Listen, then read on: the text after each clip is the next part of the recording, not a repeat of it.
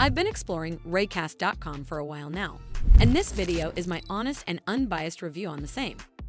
I'll cover all the main points, from key features to risks and considerations. So by the end of this video, you'll have a better understanding of this tool. Raycast is a keyboard-driven launcher and productivity app for Mac OS and now Windows, aimed at people who live on their computer all day and want faster ways to open apps, search, and automate routine tasks. It particularly appeals to developers, designers, and power users who like keyboard shortcuts more than clicking around. At its core, Raycast lets you press a shortcut to open a command bar, then launch apps, search files, manage windows, use a clipboard history, run quick calculations, and create snippets or quick links to websites or workflows.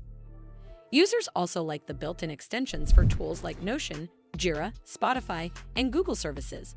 Plus, AI features that answer questions and help with writing or coding directly from the launcher. Reviews frequently praise its speed, clean interface, and how it can replace Spotlight and other launchers once you get used to it. However, it is not without flaws. New users often mention a learning curve, especially if they just want something simple and don't plan to customize commands or extensions.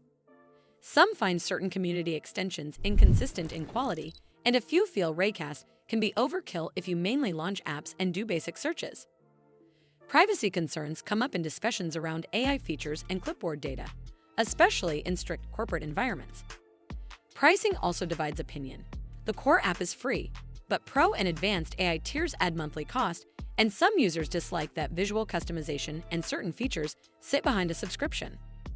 Overall, Raycast is a solid choice if you value keyboard-driven workflows, deep integrations, and the idea of turning your launcher into a central hub for work.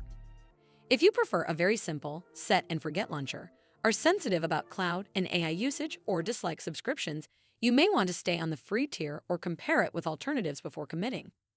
Well, that's all for this video. I hope you found this video helpful. And if you did, make sure you give this video a super thanks by clicking on the heart icon to help support the channel, and don't forget to hit the subscribe button. We'll see you in the next one.